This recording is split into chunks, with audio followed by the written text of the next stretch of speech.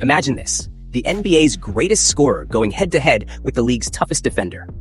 What really happens when Michael Jordan faces off against Gary Payton? Today, we're diving into their legendary battle. But not just the highlights you've seen everywhere. We're talking about the stories you've never heard before. The mind games, the regrets, and the legacy that still inspires fans across the USA, UK, and around the world. If you're a true MJ fan, this deep dive is made for you. Most videos just show stats or old clips. But today, you'll discover the real story. The moments, the mind games, and those behind-the-scenes stories that changed NBA history forever. And if you think you know everything about MJ, get ready, because today, you're about to hear something brand new. Let's set the scene. It's the 1996 NBA Finals. The Chicago Bulls are coming off a historic 72-10 season, one of the greatest records in NBA history. Michael Jordan is back from retirement, hungry for his fourth championship, and playing at his absolute peak. On the other side, you've got the Seattle Supersonics, led by Defensive Player of the Year Gary Payton. Payton isn't just any defender. He's the only point guard in NBA history to ever win that award. And he's earned the nickname, The Glove, for a reason. He sticks to his man like glue. Both teams are stacked. The Bulls have home court advantage, and the Sonics just finished a 64-18 season of their own. The stage is set for a true clash of titans. Jordan's unstoppable scoring versus Payton's relentless defense. This isn't just basketball. This is a battle for legacy.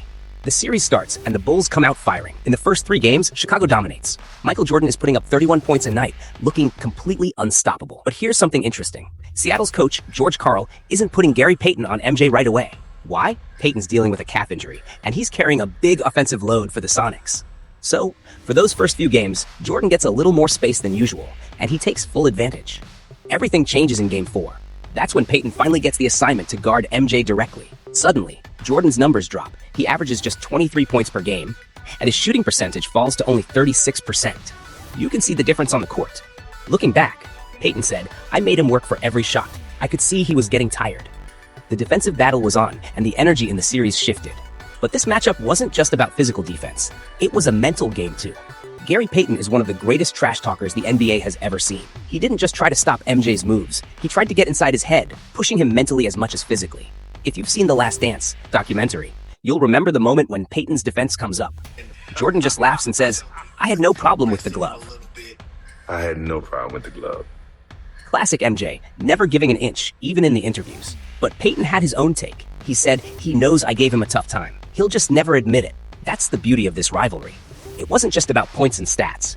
It was 2 of the most competitive players ever, battling for every edge, physically and mentally. Let's clear up one of the biggest debates from this series. Did Gary Payton actually lock down Michael Jordan? Here are the facts. Over the whole series, MJ still averaged 27.3 points per game.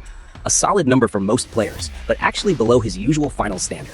In his first 3 finals appearances, Jordan averaged over 36 points per game. But against Seattle, and especially when Payton started guarding him, those numbers dipped. When Payton was on him, Jordan's shooting percentage dropped, and the Bulls' offense slowed down. In games 4, 5, and 6, when Payton was MJ's primary defender, Jordan averaged just 23.7 points and shot under 37% from the field. That's a huge drop for someone as unstoppable as MJ. But let's be real. The Bulls were still a powerhouse. They had Scottie Pippen, Dennis Rodman, and a system built for winning. Even with Payton's elite defense, Chicago's depth made the difference.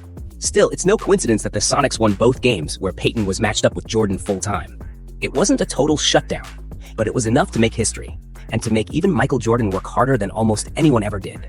But here's something most fans don't know. Gary Payton's biggest regret from that finals. He said many times, if he had been allowed to guard MJ from the very start of the series, things might have turned out differently. Even Sonics coach George Karl admitted later that it was a mistake not to put Payton on Jordan right away.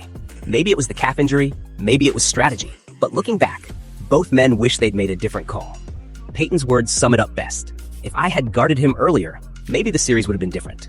It's one of those classic what-if moments in NBA history, a decision that still gets debated by fans and analysts to this day. This rivalry teaches us something important. Even the greatest scorer in basketball history can be challenged by elite defense. Gary Payton's intensity versus Michael Jordan's greatness created a matchup that inspires every generation of fans. Whenever people talk about the best defenders and the best scorers, this battle always comes up. It's more than just a final series. It's a reminder that no matter how unstoppable someone seems, there's always someone out there ready to push them to their limits. That's why Payton versus Jordan is legendary. It's a story about competition, respect, and the kind of battles that make basketball so special. Michael Jordan's legacy is global and truly timeless. especially in places like the USA and UK, where basketball culture runs deep. The debate between defense and offense, greatness and challenge, never gets old. Every new generation discovers MJ's story all over again. And that's what makes this content evergreen.